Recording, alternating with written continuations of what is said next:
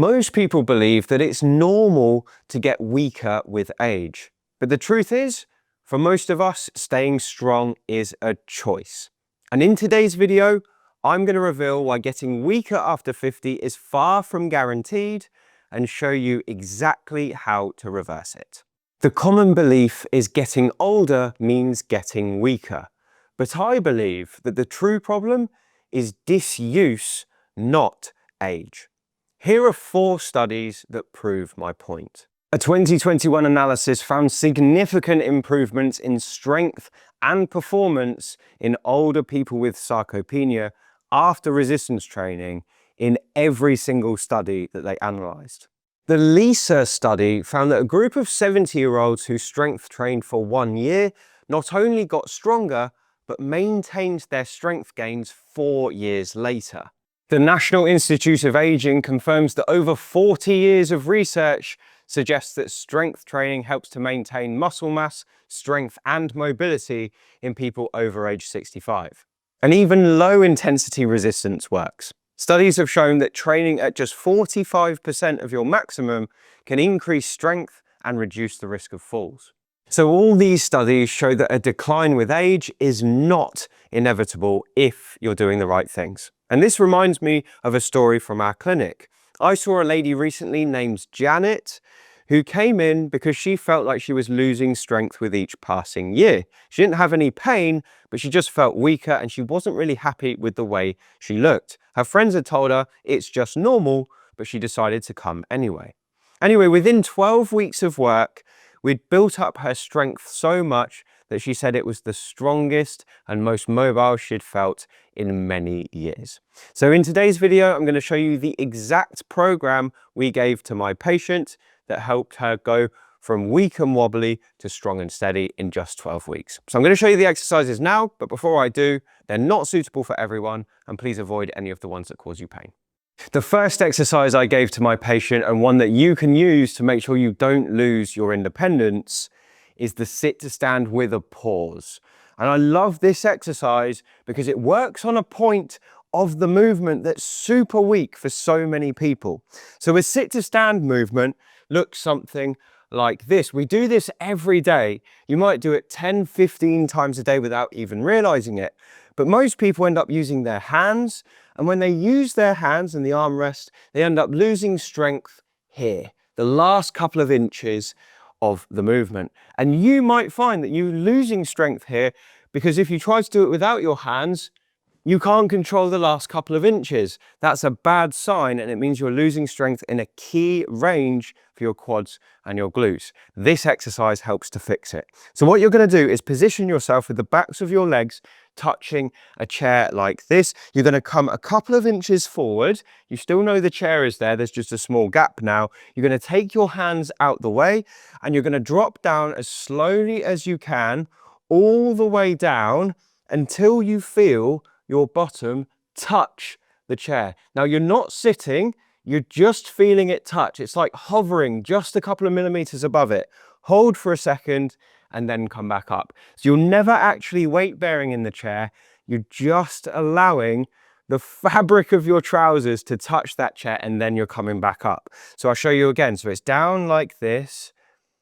Hold that position. Don't weight bear through your bottom, just through your feet, and then come back up again. And what this is doing here is loading you eccentrically as the muscle lengthens, then you're contracting isometrically to keep yourself there, and then you're shortening. So you're bringing yourself back up. So you're working on your strength and your control and your power all at the same time. You can come up a bit quicker on the way up than when you go down, which is very, very slow.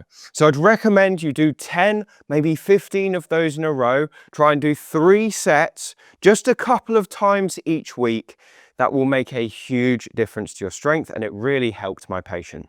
By the way, if you're enjoying this routine so far and you want to get more like this to help you improve your strength, mobility and independence, the best thing to do is to check out my lifelong mobility program. It's packed full of routines that you can follow along in time with me at home, and you can find it in the description box below this video. The next exercise you can do, and the one we gave to my patient, is one that builds your upper body strength. One of the things you have to be able to do as you age is push. You need to be able to push heavy doors. You even need to have the capability to push someone away if they get too close to you. And this exercise will help you do just that. It's called the wall press. It's really easy to do, and there's a few variations I'm going to show you now. So the first variation is like this. You have your hands flat on the wall like this. You just slightly rise up onto your tiptoes, and then you're going to bend your elbows, keeping your body straight, and touch your nose on the wall. Now, if that's tough, or you've got bad wrists and hands, you can't do it, you could try using fists instead. So weight bear through your fists, and for some people, that's much more comfortable than having their hands flat on the wall. And we want to find one of these variations that you can do for about 10 to 20 repetitions, but no more. If you could do way more than 20 of these, that means it's too easy and you need to find something a bit tougher. So if you find it very, very easy, here's what you could do. You could try and work on your power instead. And the way we do that is exactly the same setup. We come down and touch your nose, and then a big push off the wall to standing, and then you let yourself fall back, control it, and then push again. And what you'll find is your chest and tricep muscles at the back of the arm have got to work really hard now to be able to allow you to get that power to push away from the wall. Now, if that's too easy for you and you can do more than 20 of those with no problem, instead of using a wall, use your kitchen counter. So you're weight bearing here and you've got more of a horizontal press.